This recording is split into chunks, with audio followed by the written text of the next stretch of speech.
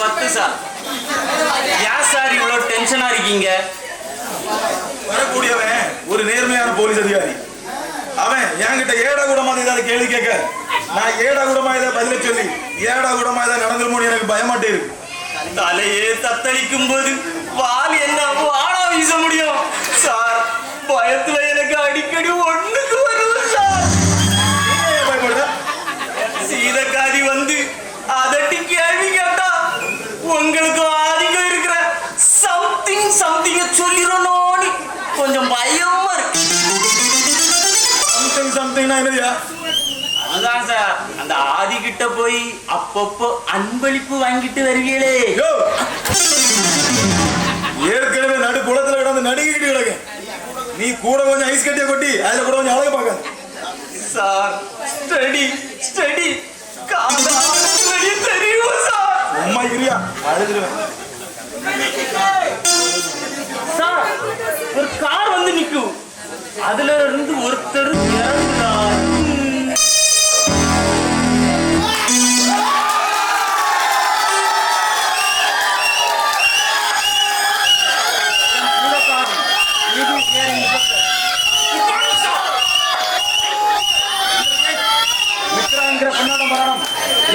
நீங்க சும்மா இருந்துட்டீங்க.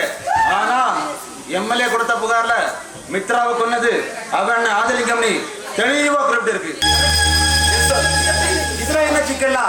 நீங்க ஆதலிங்கத்துக்கு மேல ஒரு பரிசுத்தமான பரிவு காட்டிருக்கீங்க.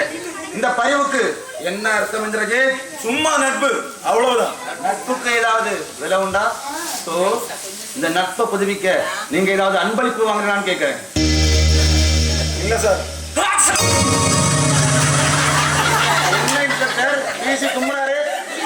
பயத்துல தும்பிட்டேன் சார். நான் என்ன பேயா? என்ன பார்த்து பயப்படும்?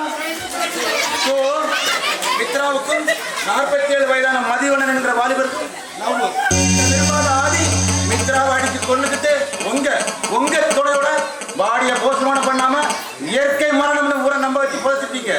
இதுதான் இந்த கேஸோட அவுட்லைன். மித்ராவோட மரணம் இயற்கை. நான் ஆதிக்கு எந்த ஒரு உதவியுமே பண்ணல. மித்ராவுக்கு லவ், அது உண்மைதானே?